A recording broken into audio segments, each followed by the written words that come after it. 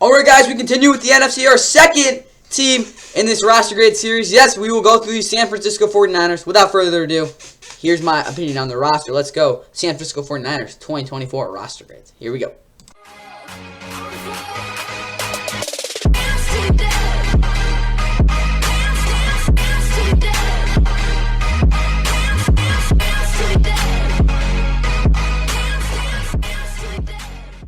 And with that, what is going on, guys? Welcome back to the fun of course. Please like and subscribe. Hope you guys enjoy the San Francisco 49ers 2024 roster grades. But before we get into that, I'm a little ticked right now because PFF, who, if you don't know, they do all these stupid grades, which, I mean, they're usually a good benchmark, but this is why, I don't even know, I've done some weed or something, because how the hell is Bobby Wagner, freaking ancient 34-year-old who's slow as molasses, how is he hired than the best pass rushing off-ball linebacker in the league right now in Ernest Jones?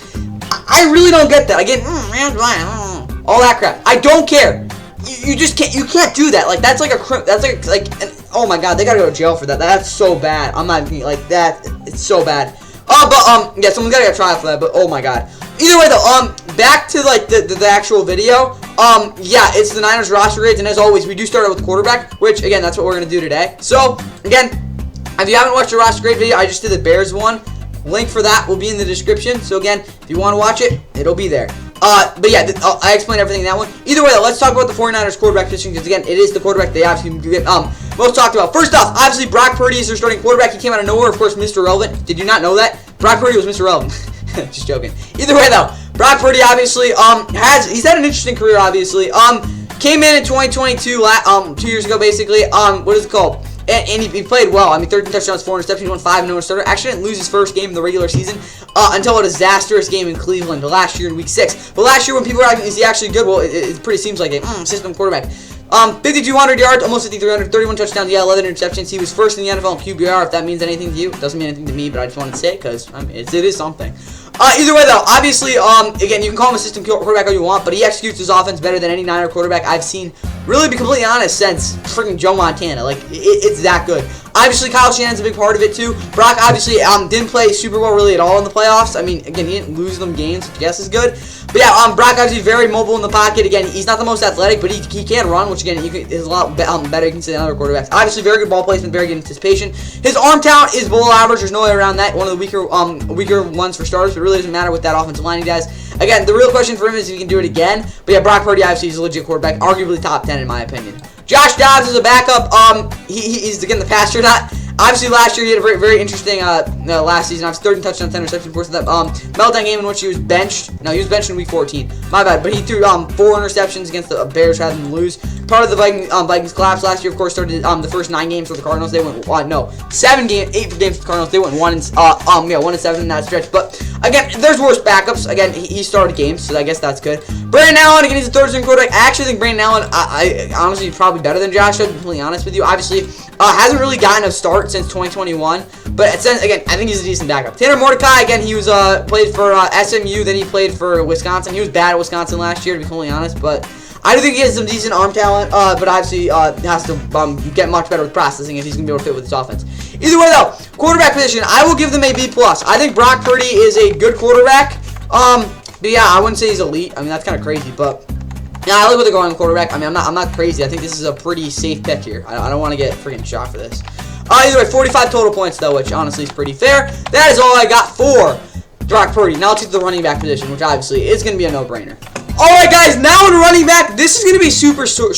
I mean, maybe, but, I mean, guys, Christian McCaffrey is the best running back in the league. He's been the best running back in the league the past 2 years. Obviously, after 2020, 2021, where he struggled mightily with injuries. Obviously, I think, what was it, 14 games he missed? No, 13 games he missed, of course, back in 2020. And then I think, what was it, 9 or 8? Something like that. He missed a lot of games in 2021 as well. But the past 2 years, he's been able to stay healthy, which, again, is really good. And if he can keep this up for at least the next 2 years, I think he might be able to make the Hall of Fame, to be completely honest. But obviously, he's been the best back in the league since he came to the league, and when he's healthy, obviously. He could get injured getting older. Again, he's 20, what is it?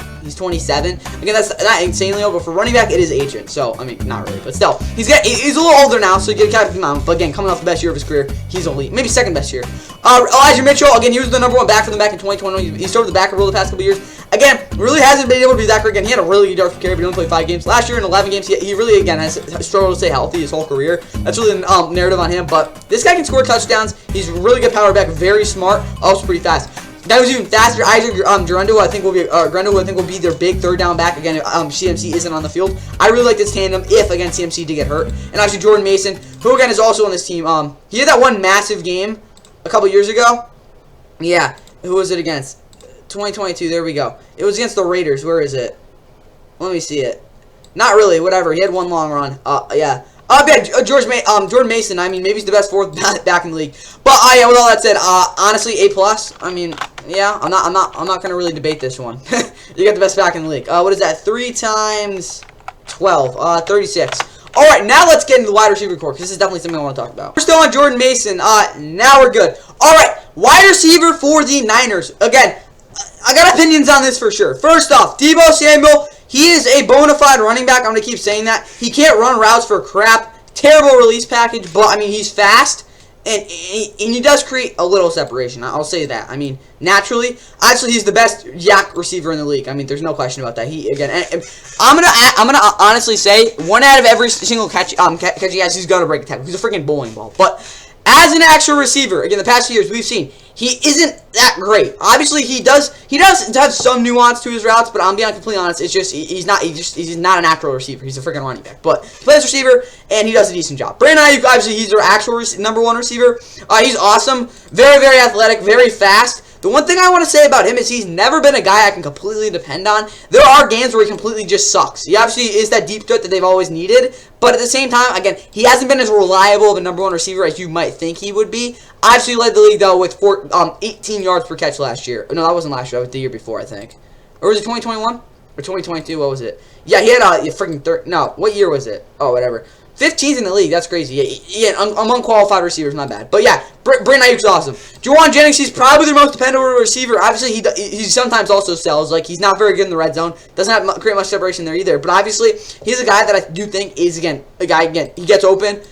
Very dependable with his hands. And also, as an X, honestly, you could argue he is better in some ways than Brandon Ayuk. But obviously, he's not even close to as good. Ricky Pearsall, the reason they got him is they do need an X pretty badly, a consistent receiver. So I understand why they picked him up. But I don't know why the hell they got him in the first round. They could have gotten in the freaking 4th round, in my opinion. This guy, I don't think, was picked way too high. But he does fit their system very, very well. And I do expect him to have a good rookie year. Jacob Cohen,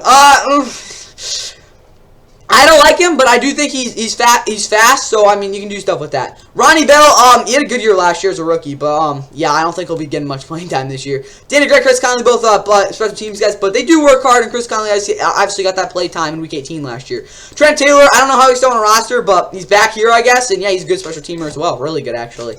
Now for their actual wide receiver grade, I'll actually give them a B. I'll give them a B+. They got a good receiving core, obviously, but they're just missing that like legit guy, because all these guys are obviously they're elite in some ways. Like maybe not Juwan Jennings, but Brandon Ayuk, Deebo Samuel, obviously elite and very noticeable in some things. But neither of them are, I think, true #1 like all well-rounded receivers. They don't have that guy. Ricky Pearsall, I think, is the closest they have to it. So again, I like the addition there. But overall, this is still a really good receiving core, and I'm not going to scoff or complain about it at all. For that reason, though, that's going to come out to 27 total points. And now let's look at the tight end position.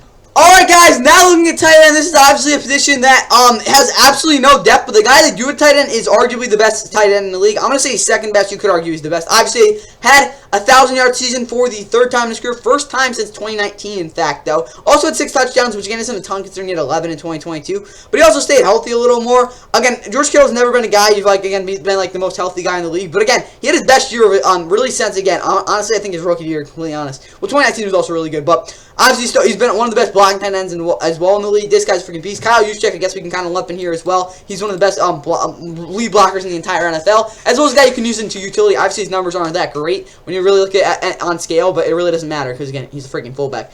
Cameron Latu, the guy they picked up out of Alabama last year, I think he was actually a pretty big disappointment. I didn't really see much from him, but I honestly think he could take a step this year again as a guy there. Eric Sauber's been maybe a 3rd string at best, and they got Braden Willis. So to be honest, I forgot they had him. So yeah, but either way, you got George Kittle and a bunch of bums. So I'll give this A tight end on an A. I really don't. Again, they have absolutely no depth behind him, but they do have Kyle Juszczyk, so again, they can probably just keep him in the game the whole game. But yeah, I really don't care about the backups there. It's probably one of the worst in the league, but I mean, guys, George Kittle. That's 6, 12, 18. I'm just gonna do this. 11 times 2, 22 points. Now let's look at the offensive line to round out this offense. And the best way to summarize this Niners offensive line is Trent Williams and everybody else. I mean, you look at this offensive line, the way they played last year. Again, the way what is it called? Jesus, Kyle Shanahan structured it was basically you got some guys who can like block but not really, and you have Trent Williams basically like kind of like funnel the rest of it. A lot of what is it called? The runs you had with what is it called? CMC last year were because Trent Williams is a really good blocker. I mean, it's kind of simple like that, but. On the other hand, you look again when Trent Williams wasn't in the lineup, this offensive line was absolutely awful. So yes, it's not great, but again, Trent Williams is the best offensive lineman in football. You could argue he's the best player in football. I mean, he's what is he, 35? I really don't care. He's been awesome his whole career. He's a Hall of Famer. He's elite. So yes, Aaron Banks again. He's gotten better. Again, he started 2 years now. Again, his what is it called? The first year he started in 2020. Oh yeah, and what is it called? 2022. I guess you could say he was okay. Last year was a little bit better. I mean, he's just kind of around average. Jake Brendel is a guy I'm interested to see how he plays. John Feliciano, who's actually a veteran, older dude. Thank God he's starting over Spencer Burford. But yeah, he's definitely a little bit of an upgrade there. Cole McKivitz, he's okay. Again, he's definitely a finesse blocker, which actually I think does play well in that offense. But the one thing I gotta say about him is you can sustain what is called blocks at the edge, especially what is called. Keeping guys to the outside on those, what is it called, B-gap runs, he could be a lot better. That's all I got to say about him, though. Jalen Morgan, he struggled last year when he got the start. Simple as that. Dominic Pooney, I have no idea who the hell this dude is. A third-round pick, cool. Yeah, he's here. I'll be honest, I forgot about him watching film on him. But yeah, let me think. Well, I think he had one good block, I remember. That's about it. I really don't care. Bryce Macy's probably another rookie. You bet. UDFA. I don't know who he is.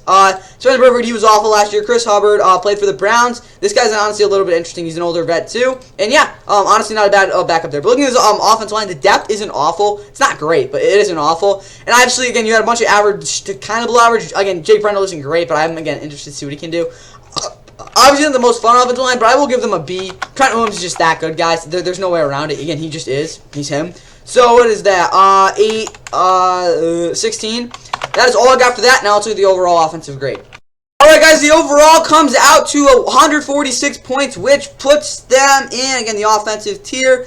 It is an A-. I will put them in A tier. This offense last year, yes, did disappoint in the Super Bowl somewhat, but you look at it overall, Kyle Shanahan, when he has this offense rolling, they are arguably the best offense in the entire NFL. They were arguably that last year as well. Again, you just look at it, guys. It's awesome. Again, they got someone elite at every single position. Again, outside of maybe quarterback, but the offensive line isn't great, yes, but again, they got elite skill position. I mean, there's no way around it, guys. This is an elite offense. Again, you can kind of consider the Chiefs exception here, but again, they're very close anyway. I really don't care. You can put them in A- get you want as a roster, but they really didn't get any worse than last year, if not even better. Yeah, they're getting a little older. I get that too. There's injury risk too, but it's still going to be in a day. So after the offense, let's start with the defense, talking about these linebackers, which they're all off ball, to just give you guys a heads up.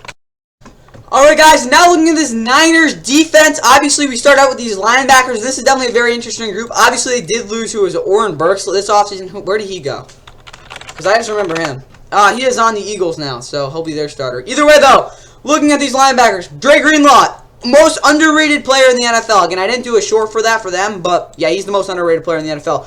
It is awful that he tore his Achilles, so he might not be as good. Yes, I get that he has Fred Warner right behind him, but what they ask him to do in terms of what it's called coverage stats, also during the snap, as the ball is being snapped, changing the look, as well as the fact that, again, he disguises so well. He's a very, very good tackler, very reliable in coverage, super athletic. Well, I don't know how much with his injury, but Dre Greenlaw is awesome, guys. You need to realize how good he is. He's that good. Obviously, the best linebacker in the NFL because he literally can cover anybody. That would be Fred Warner. Yeah, maybe not the most consistent tackler, but again, there's no one in the league who can even do sniff what he can do in coverage. Obviously, very reliable outside of that as well. He's the best linebacker in the NFL. Devondre Campbell, yes, he's getting older. He really hasn't gotten back that 2021 form, but he's still been okay. I guess it was meh in the 11 games played last year. It wasn't great. 2022 is still really good, though. Devondre Campbell is honestly probably, I'd say, an above-average linebacker. At the worst, average. Ezekiel Turner was actually pretty decent last year for the Cardinals. Wasn't great, but yeah, he's okay. Curtis Robinson, very interesting for this team. Again, third season out of Stanford. I expect him to get a little bit of a bigger role. And then you got Demetrius Flanagan-Flowers, who is a solid who is a decent depth option behind Fred Warner, again, if he needs to take a break or something. With that all said, though, this linebacking core will get an A-. I gotta give them an A. They got two of the best linebackers in the league. I mean, I get you go to argue. I will say, again, outside of that, it's not great, but same point, like, Devondre Campbell was your third linebacker. You'd be happy if he's your first linebacker. So, looking at these linebackers, I gotta give him an A. I'm not giving an A+. Is there a better linebacking core in the league, though? I really don't know. I don't think there's an A+ linebacker. I don't think there's a perfect linebacking core in the league. This is probably about as close as you can get to it. Again, with the Dre Greenlaw injury, is probably what's keeping me from even giving him an A+, because they got two of the top 10 best linebackers in the NFL. You can argue even top 5 for Dre Greenlaw. He's that good. But, A, that comes out to, what is that? 11, so 33 points for that linebacking core. Jesus. Now let's look at the defensive line and the pass rush can combine together, because, again, what am I going to say? Oh, yeah, Fred Warner is a freaking pass rusher now, too. No, let's get into it. Alright, now looking at the Niners defensive line, I guess we'll talk about the pass rush after, I guess. But overall, you look at this defensive line, you're like, yeah, it's a pretty good group. Obviously, they got Nick Bosa, who I think is the third or fourth best edge rusher in the NFL. You could probably pick your poison there. Leonard Floyd, he's good. Actually, he's never been a #1 pass rusher. Really, the only season I really remember is 2020. Honestly, you could argue last year since 2020 was his best year. He had a lot of pressures. He was very consistent. But in the same point, it did help when he got on what is called a blitz there. 2022, when he got a shot, again, being what is called the #1 pass rusher for the Rams, he wasn't really that great. I mean, look at his sacks. I mean, he was okay, I guess. He didn't really have a sack. What is called? Yeah, I guess he was decent down the stretch, to be honest. But still, again, he's not a true #1 pass rusher. He's a good complimentary option, though, for sure. As a #2 guy, he will probably get you 10 sacks. Drake Jackson, he had 3 sack game to beginning of the year. Then he kind of struggled the next couple weeks before he, again, eventually got injured. Obviously, the prayers with him that he gets healthy and he's ready to go for the season. But, yep, Drake Jackson, he's okay. Drigos Matos has been a bust, but he's okay against the run. Robert Beal Jr., Alex Barnett, I've seen worse. Up the middle, though, Malik Collins and Javon Hargrave are both very good. Malik Collins, arguably the most consistent finesse interior rusher in the entire NFL in terms of getting what is called pressure. But at the same time, guys, he just wins, so he doesn't always, just straight up get to the quarterback. Let me kind of contradict that, but that's what I meant to say. And I was just a run defender isn't that great. Javon Hargrave isn't great either, but he gets sacks, guys. He had freaking 7 last year, like 11 or freaking 12 the year before. Javon Hargrave is awesome. Jordan Elliott, starting caliber guy, to be honest. Kevin Givens, you could argue is, but at the same time, he just isn't as consistent as I think you need to be. But pretty deep defensive line, not as deep as you want. But overall, I'm probably going to give him an A. I mean, like the starting 4 I have really no concerns about. Not the pass rush. The pass rush, I will I'll give them an A- just because of the interior presence. All 4 of these dudes, yeah, Jordan Elliott obviously isn't really much of a pass rusher, but he can get you some penetration, which is honestly good. All 4 of these guys are good players. Yeah, John Hargrave and Malik Collins are both very good. And obviously, that really helps at the pass rushers again when you don't have Leonard Floyd and Nick Bosa in the game. So that's the reason I got to give them an A- for that dynamic there. But A-, that comes out to around 40 points for them.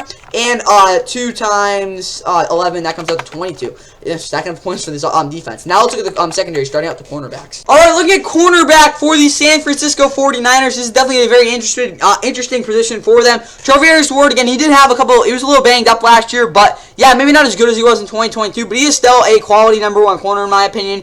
Definitely top half in the league as well. Very good in man, solid in zone, decent speed. He's a reliable all-day #1. Yes, isn't always great, but overall he's really good. Diamond, I think he's gotten better every single year of his career. Obviously, had 3 interceptions last year. He was probably their best playmaker in the secondary after Tulano Hufungo went down. The one thing I got to say is he does have a lot of support around him. They never really have to put him in a situation where, again, he is the #1 dude. But at the same time, Diamond I think is reliable #2, and he's very good in zone. The guy who I think will be very important and really crucial to the secondary is Ronald Green, because this guy is a baller, guys. I really like that second-round pick here at the end of the second round. This guy, I really think, again, could be a true #1 corner as a, what it's called, press man guy. There are some limitations, though. He has pretty much brick hands. Not always, though. And he can get flagged sometimes, and he is not always the greatest in zone. But again, if they're going to refine those skills, Ronald Green can absolutely be another corner there. Amber Thomas, nah. Again, he had a huge interception against the Rams back in 2021. But outside of that, I mean, this guy's kind of a bum. He gets burned a lot, and he doesn't really seem to respond well to it either. Rock Ya-Sin he's been awful. He's just not good. Isaac Yadam's been on basically 20 different teams now. Samuel Womack's gone just bumped down in depth chart every year. Overall, they got 4 corners. I'm pretty confident. After that, though, it gets a little shady. Again, #2, #1, pretty solid on. Ronald Green, obviously, a couple questions. Amber Thomas just not great. So again, they really have 3 corners you can really say are decent. Overall, though, I'll probably give them a B- at corner. I've seen a lot worse than what they have, but the depth is not good. It just isn't. But the first three I'm actually pretty decent in. You could argue I'll give them a C+. Again, the fact that you had to actually lock down number one corner and 2 guys I like outside of that, I think that is fair enough to give them a B- or warrant that. So that comes out to 14 total points. Now let's look at the safety room. And running at this defense with this safety room, again, it's weird to be honest. Tolu Funga coming off a really bad injury. Again, it wasn't. Oof. But I will say this, 2022, he was elite. You've never ever, I mean, he's just freaking Pitbull. There's no way around it. I wonder how we'll be able to respond to that, though. Again, last year, he did play 10 games. He was decent. I don't think he was as good as he was in 2022 by any means. He actually was a little better in coverage. I think the rating went down a little bit. But, again, he's never been your true, like, again, coverage strong safety by any means. But, again, this guy just makes a ton of plays. He's a menace against the run, and he's a pain in the butt to play. He's really freaking good.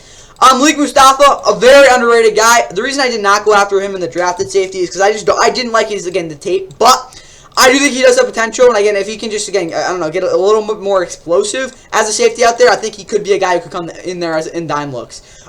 Jair Brown, again, he had his growing pains last year for sure, but I do think he will fit there right in there at free safety. Again, the one issue I have with him is playing the boundary because he's very good from there. He doesn't give much stuff over the top, but again, if he can't cover those boundaries super well, I wonder how they'll be able to play him in too high because again, they can't have Tolu Funga out there. Blech. George Odom, decent. He's a backup. There's a ceiling there, but at 30 years old, he's really reliable when you need him out there. And then you got some dudes back there. Eric Harris. I haven't heard this dude's name in freaking forever.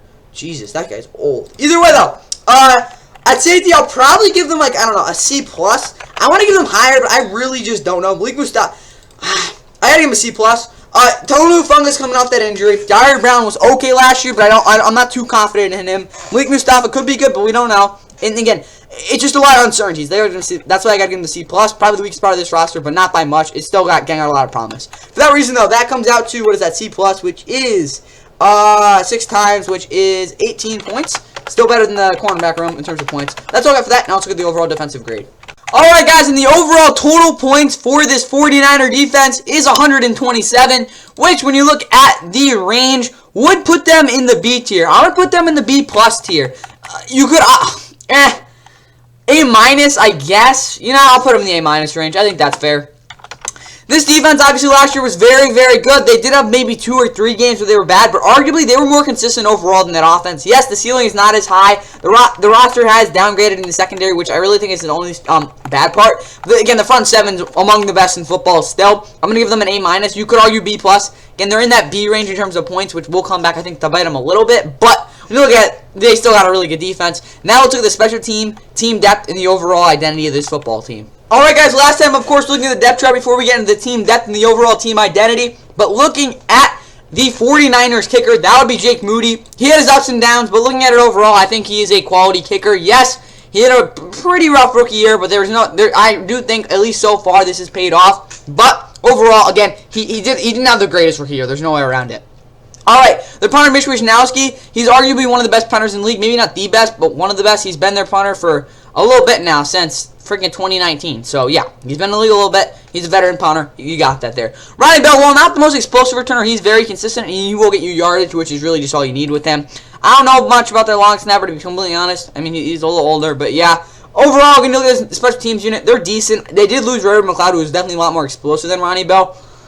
But at the same time, maybe they figure some stuff out. Overall, I do like this special teams unit, and for that reason, I'll probably give them a C+. Their kicker isn't great. I don't know. It just doesn't really inspire me much. Sorry.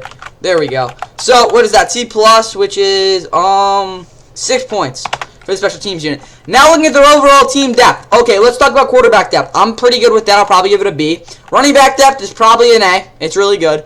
Wide receiver depth, probably a B. I'll give that 2. Tight end depth is an F. Offensive line depth, I'd probably give a B-. So you look at it overall, yeah, the tight end does kind of skew it, but I'll probably say they have B depth on offense. I do like what they do have there. Defensively, oh, Jesus. Linebacker depth, I don't know, B-. Defensive line depth, probably around a C+. Pass rush depth, probably around a C+ as well. You could argue a C. Cornerback depth, not good, probably a D. Safety depth, probably even worse, D-. I wouldn't give it an F. I don't think it's that bad. But overall, guys, defensively, I don't think their depth is very good. Probably around shaky C- is probably what I give them. So, looking at this team's depth overall, it's probably going to come around a C+. Again, offense is pretty decent.